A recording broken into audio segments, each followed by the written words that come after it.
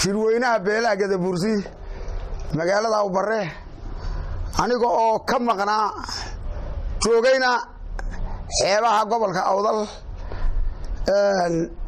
oo nasiib darana niman waa salaan qaaliya ayaan u gudbinayaa taageero qaaliya ayaan u gudbinayaa waxa weeyaan siyaasad ayaa dadkan kala kaxaysay galin bay kala maqnaayeen niyahow siyaasad maxaa ku uriyay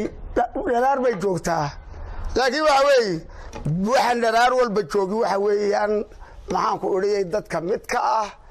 ee la kala kaxayn karin ee kala soo kareyn ee wada dhalashay ee ilaahay maxaa ku uriyay u dhigay gobolka Somaliland iyo Itoobiya Djibouti kooda dad garateen inaad shirki qabataan kuna dhawaaqdeen ku kala oo weyn oo dhaca aad iyo aad baad mahadsantihiin waana taageersanahay inta ka tagan soo dhaafo dhawaan beesha Abar Xuseen ee suldaanka u ahay waxay tagtay siyaaradii Xuseen oo dhowrkii sanadoodba markuu diiqno mar allaali iyo markaan ka dhaadhacnay fuqe aadan dharaar baan u hooyanay ameen baan u hooyanay ku nasanay Itoobiya ciidamo laga soo guray baabuurro bilaa lambar ay wadaan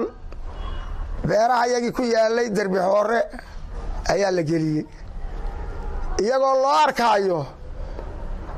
odayada beesha Abar Xuseen sidayba uga soo dhaadhacdaa buurta oo ugu soo dhaadhacdaa bannaankani dee cidda le aanu weli ma fahmin annagu ree Awdal baan nahay ree Awdal haddaan nahayna wanaag baan ummadda kula dhaqannaa iyo deris wanaag iyo maxaan ku idhiyay dhaqannimo wanaagsan iyagoo taasi subaxiiba halkaa ka maqalay dhibina ka dhacday yaa siyaaradii tagnay maalintii khamiiseed ee dhaweyd dhacday habeenkii jimce ina saddexdii habeennimo gaari BGO yaalla magaalada la yidhaaha Jiri oo mar allaali iyo marka maxaan ku idhiyay ay damacsan yihiin nimanka reewgaad la soo dhaqaajo oo laga soo guro dadka Itoobiya iyo ku kala baarilay la yidhaaho isaguna baabuurta yaryar ee cadde baawur Faransiiska intuba lambar male halkaa maxaan ku leeyahay waxay ka soo wareegaan habaas bay kaga soo dhitaan xagga Itoobiya iyo xariirad dad Itoobiyana yaa la dul keenaa dad degaana nimanka ka jooga 2 kiiloomitir ka degan xaggan maxaan ku leeyahay Cabdulqaadir ilaa habaas inta u dhaxaysa ee reekuul halkaa mid baa la soo mariyaa kuwa reegeedina halka yare maxaan ku leeyahay meel yaroo tuulo yar ah oo iyo magaalada yar xariirada wadada dhinaca sare iyo wadanka ka degan yihiin 2 kiiloomitir iyo 2 kiiloomitir baa dib ku haysa Soomaaliland oo dhan haddii ay maxaan ku idhiyay degaan yihiin sidaa waxaa soo dhiba ma sameeyeen maaha ilayna in waxa cadaynaysa nimankaasi guryahay degan yihiin waa ku meelgaad waa cooshada la isku xidhay 14 goor baa la dumiyay dhulkaas oo dagaal ka dhacay iyagu waa rabta wadayaalo noogu wanaayeen marka la dhirbaaxana waa la yaacaa imakana ku meelgaadkaas ay dhulka ku joogaan cashuur ma bixiyaan dadkii cashuurta bixinayay ee dalka deganaa ee beelaha maxaan ku idhiyay habar Somaroonaha ee ilaa Lawi cadda deganaa markay berigii dhaweyto ka heleen 10 xildhibaan halkii doorasho la galay dagaalkii la bilaabay baa wali lagu jiro 2 kiiloomitir lagu dagaalamaya waxa weeye annagu beeri halkaa ku yaalay dhigago halkaa ku yaalay meesha la yidhaaho derbi hore dee waa la gubay tumbooyinka waa la googooyey jinnadiina waa la gubay waa beero badan oo meel walba qoys yaa deganaa beer walba qoys baa deganaa dee nin iyo naagis qabiy carruurtiis maanta ma yaalaana waa qaxooti way arkeen ciidanka qaranka ee jumhuuriyadda oo xeebta markaan ku leeyahay inay meesha yimaadeen way soo arkeen halkay degan yihiin libaaxley baa gurada looga soo saaray waxa weeye 4 cisho ayaa la qayliyay oo odayada maanta saylac la geeyey waana lana soo gaadhay daayeen 20 nin oo gurmaday markay xagga buurtani ka timiday libaaxley madow ee dhaqdhaqaaq maqleen ayuu ciidankii soo biyaacay oo halkii yimid waxay soo gurmadeen nimankan socotada dadkii deegaanka ay cashuurta bixinayay looma soo gurmanayo waxa weeye oo inii sheegaya maxaan ku leeyahay caalamka islaamka dadkii dhibana ahaa ee yeedhayay odayadii galbeedka deganaa 4 oday halkaa joogtay dhibana ahayd intaasoo maalmood yeedhaysay ayaa la nabadgelyo saxiixa wixii dhibtanii geystay hadday baabuur wateen iyo hadday bilaalo mara wateen iyo hadday yihiin iyagii dagaalkan galee waxaan kii geeyaba warkaad keentay iyo wixii beerahaygii la gubay uunbaan anu nabadgelyada bixinayo saxiix 40 goor baa nabadgelyo saxiixnay dadan maxaan ku idhi waraaba ma raboobaa oo nabadgelyo rabin oo kolkay wax sameeyaan Itoobiya galaya iyo dhibta nagu haya markay saxiix mayna yiraahdeen qabaal baa la saaray madaxdadley markii la geeyay ciidanku militarigu meel u yaalo 4 saacadood markay xidhnaayeen ayaa ciidanka markii yiraahdeen war maxaabadii waliba dacwoonaysa soo qabateen daawo ragii dhibta geystay 4 galabnimo la soo doonay 4 nin oo shir wadayaashii kamid ah meesha baa lagu habeen bay ku xidhnaayeen madaxdadley geed hoostii waxay ku mutaysteen ma jirto odayada waxoogi ka maqan yahay ilaa hadda sidii neefka lagu hagaajinayay saylax ku xidhayeen markii koobaad maahayna waa markii 10aad hargeysa iyagoo maxaan ku leeyahay dhib loo geystay la wada keenay intaasoo goor saylax baa intaasoo goor la geeyay waraaba ma raboobade saxiix kasta haddii laga qaado kiiba maaha waxa weeye daraad waxaa dhacday xariirad dhakhtar yaroo ku yaalla oo maxaan ku leeyahay dadka haweenka ee masaakiinta laga quudiyo iyo dumarka umulaya ku yaroo samaroona joogay ku dadka 2 kiiloomitir degana oo dhakada la naga saaray oo la yidhi waa isku duwaha salel anagu wax salel la yidhaa ma aaminsanin gobolka awdal baan aaminsanahay kiiba maanta maxaan ku dhiyay ayay isqabsadeen bala saabkii dhanaaya gobolka joogay ninkii dhibta maxaan ku geystay ina ka yara samaroon meesha laga saaray yidhi iyo garab siiyay isagu bala saab yahay annaga noomaha ummadana uma wada inakii waa la tixeeyay oo halkan la keenay haddana waa la cishay oo xukuumadda la celiyay oo la heshiisiyo mar allaaliya markii meeshii la keenay loo tiriyay iyo 70 soo meerartay meeshii yaray dadkii meesha deganaa oo beesha ka soo jeeda ayaa gurmatay oo meeshii qabatay arrinkii oo ka gaadhay ambadii leedka wax qaadayba tuulo yaroo magaalada maxaan ku leeyahay magac fool loo bixiyo xuduudda oo 2 kiiloomitir iyo bar u jirta ayuu kala talaaba 1 kiiloomitir dayac baa la yiraahdo waxa sameeyay dawladii Itoobiya waaga dhaweeyay kilalka ninkii waaga dhaweeyay meesha laga qaaday qodaxda ku jabiyay xuduudaha kamid ahaydo waxa nagu noqotay dhufays masiibo qaba xaafadaaba waxa magaalada ka qaadaba la gashay sidii gududana waxana weeyaan tolkayo wixii intii la gaaray ee magaalada lagu dhex gaaray oo 8 nin ahayd ayaa la qabtay dhibta geystay iyagoon alaabtii lagu qabanoo kuwii alaabta qaaday baxsadeen kuwan isadee kuwii xitaa ninka isku duwaha walaalkii oo mid ka mid aha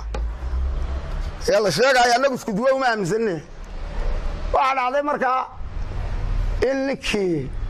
isaga ahaayee maxaanku idhiyey raggii maxaanku idhiyey wax difaacaye maashaa difaacaye ha lagu hagaajiye la yidhoo xaafadaha laga soo qaqabtay gabadh uurlaa ku jirtay oo foolo 9 bilood u gaeen 8 hooyan bay saylax iyay ku xidhnaayeen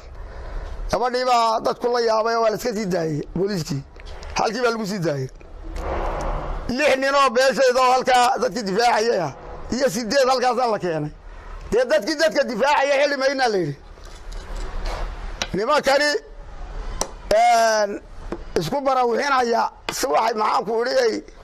dee inay dalka ahayn waxaa lagu garanayaa madaxweyne ku-xigeenkii bay caayeen madaxweynihii bay caayeen Soomaaliland oo dhan bay caayeen maxkamaday caayeen waa waxaan wax isku falay weey waa waxaan wax isku falay weey madaxdu ummadda u dhaxaysa dhinac maaha ninkan maxaanku idhiyey baabuurka soo raacay dee qurunkii uu sameeyey isagoo garanaya iyuu maxaanku idhiyey cabaadaya 3 nin oo meelaha magaalada ka joogtay baa khayladoodina wareerisay kuwii xariirada halka kiiloomitir deganaana dee aqaladii bay tuurtuureen nasiib wanaag dhinaca soke ee maxaanku idhiyey wadda cagaaran baa u dhaxaysa xariiradoo dhinaca maxaanku idhiyey dadka jumhuuriyadda degana iyuu maamulku dee ka dhisan yahay iyo wixii wax laga dhisaayo haddii dhinaca ka cagaaran ka heshaysay xagga Itoobiya inta wax laga dhisi lahaa aqalba kama dhisnaadeen bay noqon lahay wixii walbaa la dumin lahaa murti waxa weeyaan waxay mudaharaan dhigeen sidii wax sameeyeen inta habeenee la soo daayey dee waa la garanayaa annagu waxa waan ka qashqashnay loomana jawaabin dadku waxay moodayaan caalimku ciise laga gardaran yahay inuu meesha joogo hasha cabaadee geela cuntaa meesha joogtadii waxa weeyaan haddaba ina kan yaree maxaanku idhiyey laga keenay Hargeysa dee telefoonada Djibouti buu ka qaataa ee kama qaato Muuse Biixi iyo dawladda sare ninka meesha baas loo soo bedelaa ee la keenayba dee xagga Djibouti buu laga xukumaa annagu kalkaas siyaaradii tagnay 3 habeenimo ciidan lana dul keenay waaniga kule hilibka kaale cuna markaan nidhi waa berigii meel baas ka yimid kinaahuni meesha yada ayaa loogu jawaabay ilaa hadda waa fajacsanahay daaweey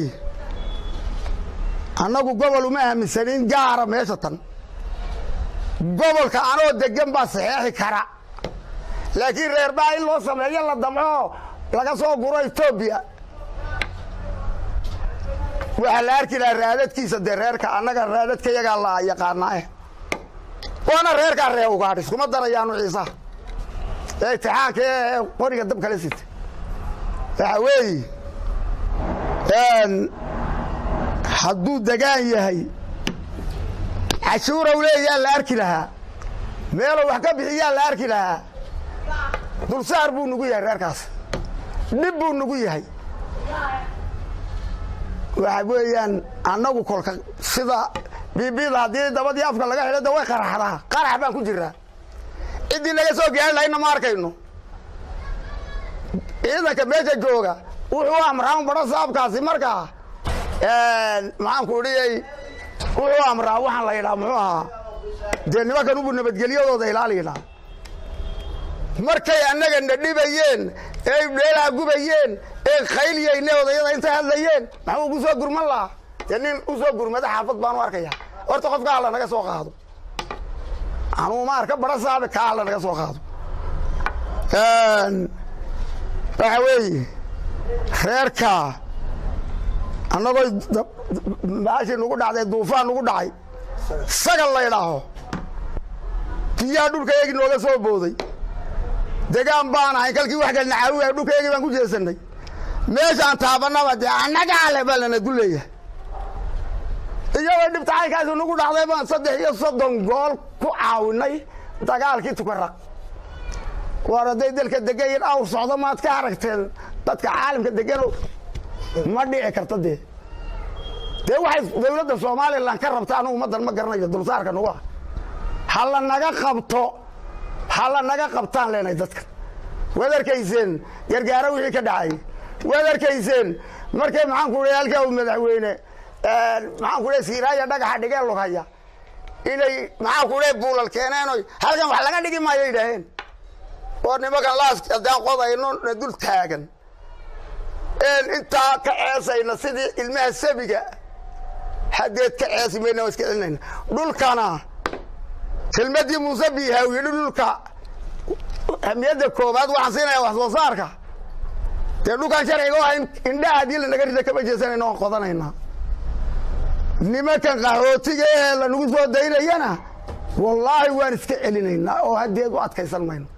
tulada habaas waxaan ka hadlayaa fiqaadan waxa weeyaan suudaanka sheegay dhibtii meesha ka dhacday iyo sida ay wax u dhaceen waxaan kaloo ku darayaa oo wax ogaal ka ahay maamulka gobolka sheeganaya ee Salal waxa weeyaan niman way aragayn waxa dhacay bishii hore ayaan magaalada Xarar la yiraahdo meel isku qabanay qolo way dhici jirtay in meel la isku qabto oo qof ama laba qof ay isku qabtaan oo ana la yiraahdaan waxa dhacay waxaan la imanay sharcigii meesha oo ilaa heer wasiir heer gobol heer degmo ayaan la imanay ciidan lagu haysataan haba yaraatee oo ay haysataay ma jirin su'aal baan weydiiyay ninka bare saabka waxaan ku yiraahdaa iyagu haysta ma dawladda iyagu haysata ma shicib baan nagu haysta igama jawaabina sharciga keen buu igu sharcigii baan u dhiibay heer wasiir heer gobol heer degmo wuxuu igu jawaabay sharciga Soomaaliland ma shaqeynayo waxaan ku yiri adigana bara saabnimadaadu ma shaqeynayso